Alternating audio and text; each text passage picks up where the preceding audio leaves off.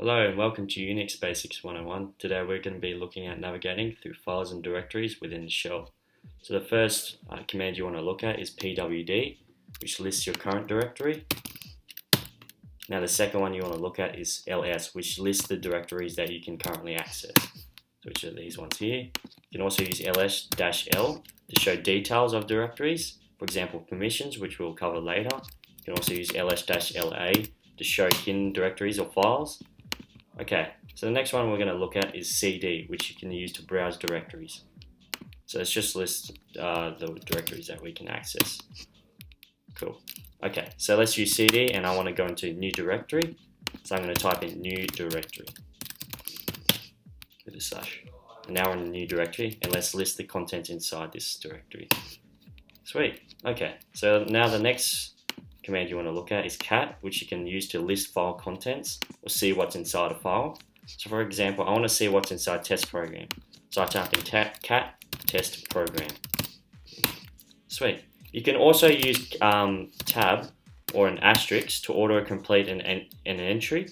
So for example, cat test just basically means it will find the closest entry to what you typed in. Using tab, it will just auto complete it. Okay, so for the next one, we're going to look at file, which just determines the file type of a particular file. So for example, file test program is an ASCII or text file. Sweet.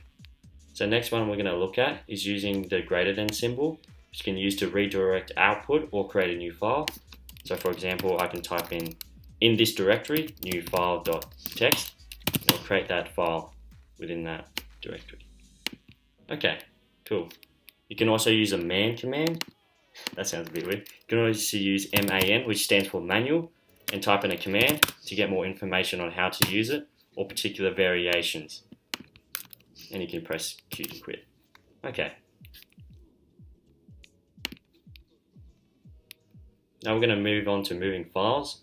So you can create new directories within directories, or you can do such. Okay, let's use it. mkdir, for example, test directory. There we go. Now we've got a new folder. Sweet. Okay, for the next one, we're going to use cp, which is used for copying contents of a file. So for example, I want to copy the contents of test program into that new into the new file that we created here. So let's do that by saying cp test program new file.txt.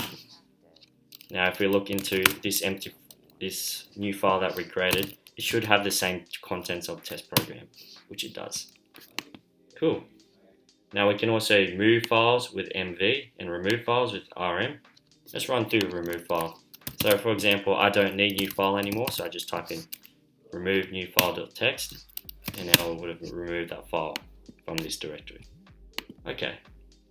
And also you can use rmdir to remove directories. rmdir. Let's get rid of test directory. Cool.